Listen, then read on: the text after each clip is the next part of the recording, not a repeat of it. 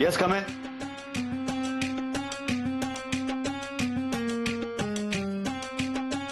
Miss Mansi, या या या. सर मला तुमच्याशी बोलायचंय. अरे बोलायचंय तुम्हाला? या इथे बसा आणि बोला. या या इथे बसा, इथे बसून बोला. या. नको सर. हा चहा कॉफी मागवू का तुमच्यासाठी? नाही सर. एसी गार करू आणखीन? सर ऐका ना. ऐकतोच तर आहे मी. इथे ऑफिसला मी ऐकायलाच येतो. काल तुमचे मिस्टर आले आणि मला नको नको ते ऐकून गेले. आज तुम्ही आलात मला ऐकवायला. ऐकवा ऐकवा. कधी कधी मला वाटतं मागच्या जन्मी मी इतकी पापं केली आहेत, काहीही चांगलं करायला गेलो तरी वाईट केल्याचंच आळ येतात माझ्यावर. ऐकवा ऐकवा. तुमच्या मनात जे काही आहे ना ते ऐकवा. येऊ दे बाहेर सगळं. ऐकवा. तुमच्या मिस्टरांचा आपल्या ऑफिसशी काहीही संबंध नसताना मला वाटेल ते बोलून गेले. तुम्ही तर काय आमच्या एम्प्लॉई आहात. हक्क आहे तुम्हाला मला ऐकवण्याचा. तुम्ही ऐकवा मला. बोला. वाटेल ते बोला. नाही बोला बोला. Sorry sir. काय म्हणाला तुम्ही? Sir sorry.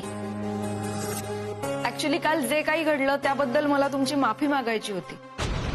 अनिकेत जरा ओव्हर रिॲक्ट झाला, पण जरा जरा नाही जास्तच. पण सर तोही अपसेट झालाय. तुम्हाला माहिती आहे ना सर, घरी किती प्रॉब्लेम्स आहेत. आणि हो मला माहिती आहे ना, मी होतोच तिथे. अनिकेत फ्रस्ट्रेट झालाय सर. तो खूप धावपळ करतोय पण त्याच्या मनासारखा जॉब त्याला मिळत नाहीये. त्यामुळे मग लहान लहान गोष्टींवरून त्याची चिडचिड होते. म्हणून तो माझ्या या लंकारी फायनान्स मध्ये येणार आणि समर प्रताप जहागीरदारला काय वाटेल ते बोलणार. सर मला मान्य आहे त्याची चूक झाली, पण म्हणून मी माफी मागते ना तुमची. आणि तुमचा राग गेला नसेल तर काय तुम्ही काय करणार?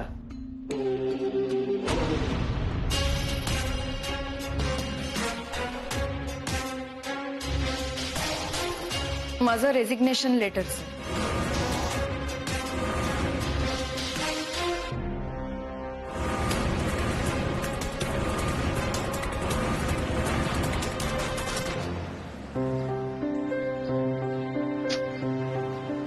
मनू फोन का नाही उचलत आहे?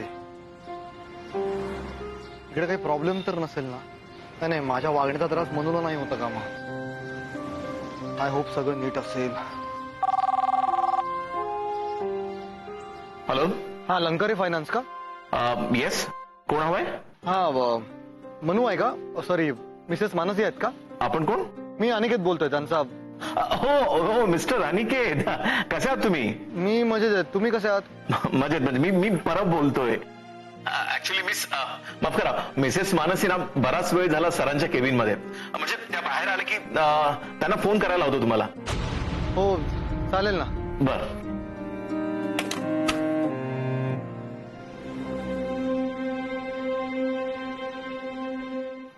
6 महिन्यांचा ऍडव्हान्स पगार घेतलाय तुम्ही. हो सर मला माहिती आहे. दर महिन्याला मी ते परत करेन. सर मला इथलं काम सोडायचंय असं अजिबात नाहीये, पण ज्या गोष्टी घडल्यात ना त्याचा विचार करता.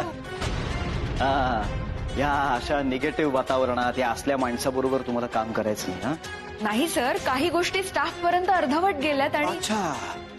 आणि मग ते काही अर्थ काढतील हो ना? सर माझ्यामुळे इतर कोणाला त्रास नको म्हणून येते. मिसेस मानसी,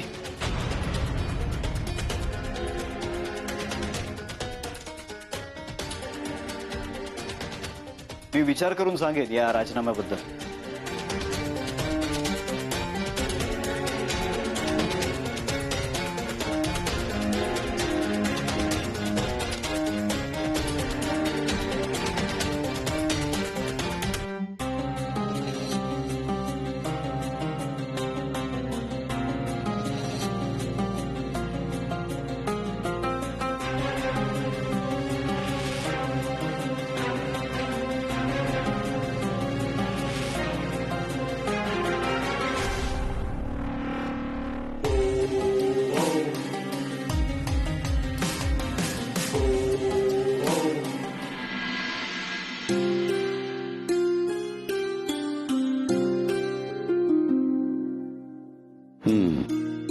तुमचं म्हणणं समजलंय मला,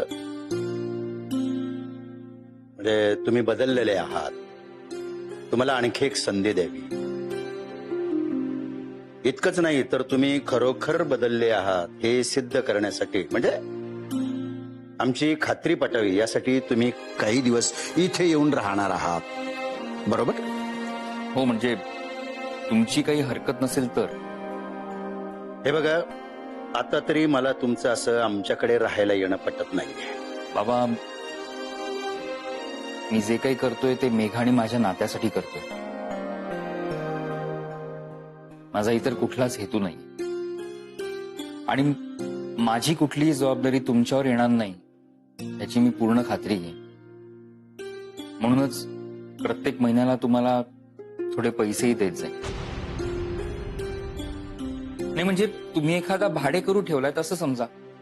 म्हणजे माझा अतिरिक्त भार तुमच्यावर येणार नाही आणि मलाही इथे राहताना अवघडल्यासारखं होणार नाही. अर्थात हे सगळं तुम्हाला मान्य असेल तरच.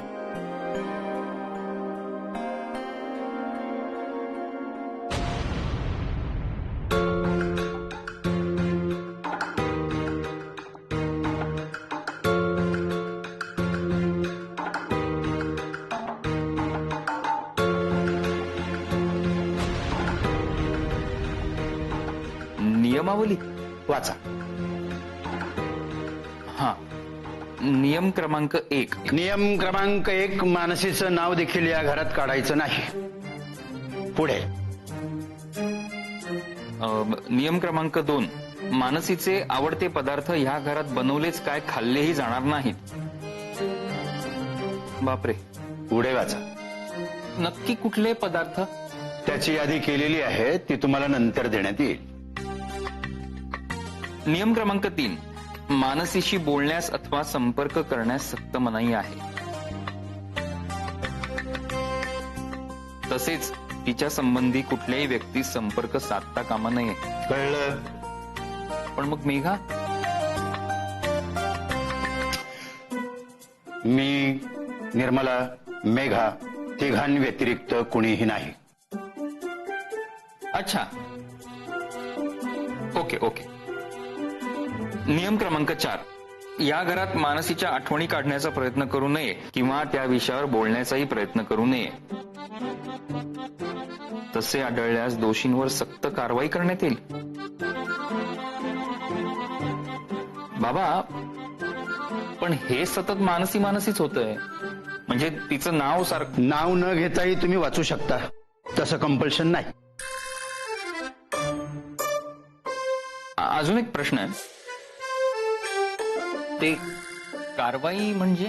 कारवाई ती वेळ आल्यावर निश्चित करण्यात येईल. त्याचं स्वरूप काय आहे ते. अच्छा, म्हणजे अजून ठरलेलं नाही. ठीक. पुढे वाचा. हा, नियम क्रमांक 5, या घरात मानसी आणि तिच्याशी संबंधित असणाऱ्या व्यक्तींना शिरकाव करण्यास सक्त मनाई आहे. जे दोषी आढळतील त्यांच्यावर सक्त कारवाई करण्यात येईल. सही राजन देसाई. कळलं? सगळे नियम नीट वाचलेत? हो. नाही, परत एकदा वाचून घ्या. काय हे नियम कधीही बदलणार नाही. आणि हे नियम म्हणजे काळ्या दगडावरची रेघ. बरोबर. इथे राहायचं असेल तर हे नियम पाळावे लागतील. बाबा, कसं आहे, हे नियम मानसीच्या बाबतीतले आहेत, त्यामुळे माझा विरोध असण्याचं तसं काही कारण नाही. फक्त मी ज्या कारणासाठी आलो इथे, म्हणजे माझं आणि मेघाचं नातं पुन्हा सुरळीत व्हावं यासाठी. तर आमच्या नात्याच्या बाबतीत तुमचे काही नियम असतील तर तेही मला सांगा. मी वाचतो ते आणि मग ऍक्सेप्ट करेन मी. हा तुमच्या नवरा आणि बायको मधला मुद्दा आहे. तुम्हाला जे काही नियमावली बनवायची आहे तुम्ही आपापसात ठरवू शकता. मला त्याच्यावरती काही ऑब्जेक्शन नाही. वा, ठीक आहे, थँक्यू. मग मी आता इथे राहायला येऊ शकतो? हो, पण सर्व नियम पाळावे लागतील. हो, बरोबर. मी माझं सामान घेऊन येतो आता. हो, पण नियम आत्तापासून लागू झालेले आहेत. बाहेर जाल तेव्हा आपलं तिच्याशी कुठलाही संपर्क करायचा नाही, बरोबर?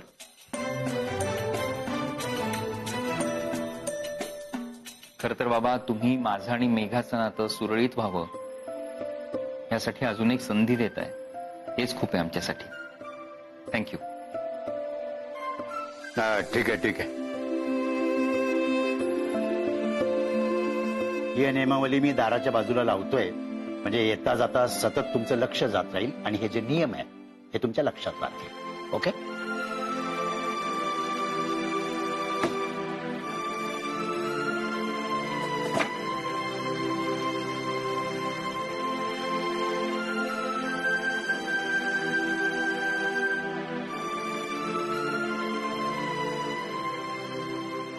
आता फक्त आपला संसारच नाही, हे घर सुद्धा हस्तखेळतं करण्याचं स्वप्न आहे माझं, आणि त्यासाठी काय वाटेल ते करायला तयार आहे मी.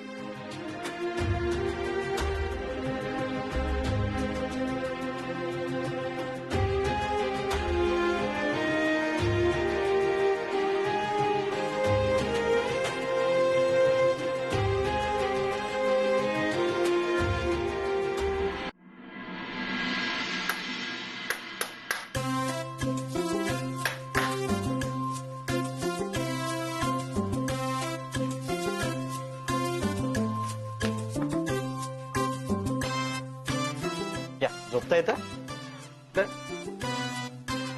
काय मदत करू मी काही? नाही, नको नको करतो. स्क्रू ड्रायव्हर वगैरे काही नाही, नको. नको? Yes, come in. Miss Mansi, तुटलं. तुम्ही हे जे मला रेजिग्नेशन लेटर दिलंय त्याचबद्दल मला तुमच्याशी बोलायचंय. बसा. बसा बसा बसा. Thank you sir. मिस मानसी,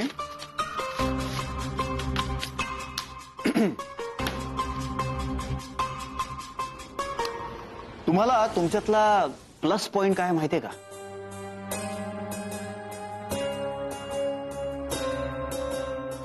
तुम्ही खूप साध्या भोळ्या आहात. आणि तुमच्यातला मायनस पॉइंट काय माहितीये का? तुम्ही खूप साध्या भोळ्या आहात.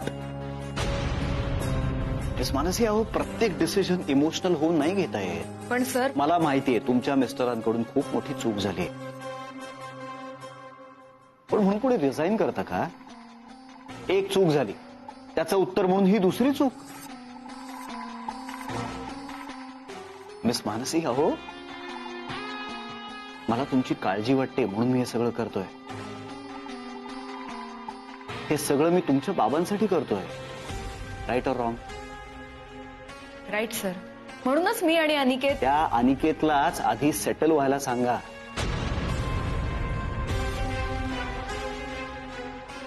मिस मानसी, तुमचे मिस्टर ड्रायव्हरचा जॉब करतात, तुमच्या सासूबाई घरकाम करतात, तुम्ही हा जॉब सोडायचं म्हणताय. घर चालणार कसं? Right or wrong? Right sir. मग आता मला सांगा, तुम्हाला या नोकरीची गरज नाहीये का? एकट्या अनिकेत आणि तुमच्या सासूबाईंच्या खांद्यावरचं ओझं बनून राहायचंय का तुम्हाला? नाही ना? म्हणजे तुम्ही सुद्धा तुमच्या संसाराला हातभार लावताय ना? त्या एकट्या अनिकेतला झेपणार आहे का हे सगळं? पण सर, तो ट्राय करतोय ना. मी पण मगापासून ट्राय करतोय, पण होतच नाही. एक्झॅक्टली. त्यांनी सुद्धा ट्राय केलं पाहिजे. अहो, तुमच्या एकटीच्या पगारावर कसा चालणार आहे तुमचा संसार? ड्रायव्हरचं काम करून असा कितीचा पैसा मिळतो?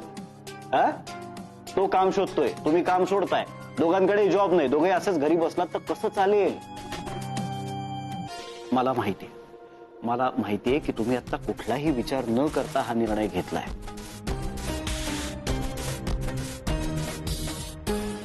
पण मिस मानसी, मी माझं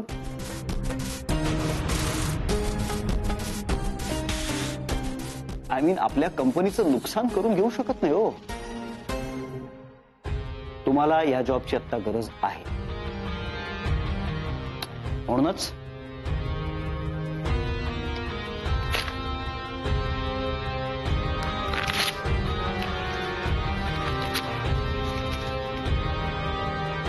आणि माझ्या कंपनीला तुमची गरज आहे. Okay, thank you sir. येते. खाली बसा. खाली बसा, नाही तर मी तुमचं रेजिग्नेशन ऍक्सेप्ट करेन.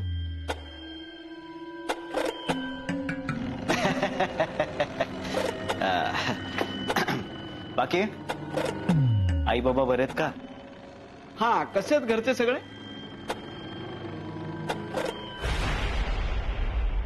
त्यांच्याशी काही बोलणं झालं?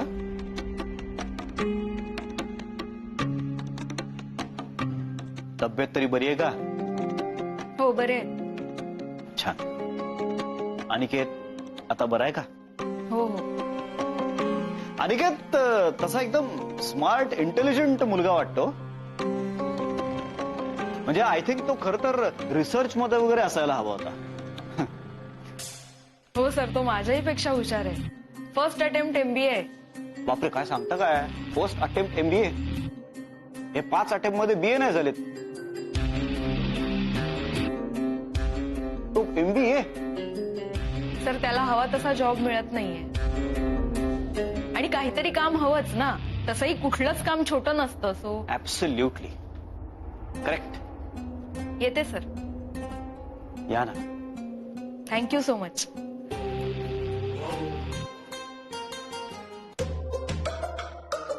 काय सर तुम्ही पण? काय सर तुम्ही पण? त्या मानसीचा नवरा तुम्हाला येऊन वाटेल ते बोलून गेला आणि तुम्ही त्याला सहजासहजी सोडून दिलं. कोण कुठला तो अनिकेत? तुमच्याच ऑफिसमध्ये येऊन तुम्हालाच उलट सुलट बोलतो. तुम्ही त्याला असं सोडायला नको होतं. त्या दोघांना त्यांच्या चुकीची शिक्षा मिळायलाच हवी होती. ओबे आपण शांत राहायचं, चिडायचं नाही.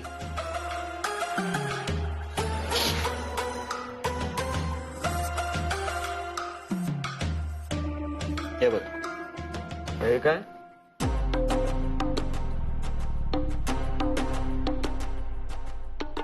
काय समजलं नाही सर.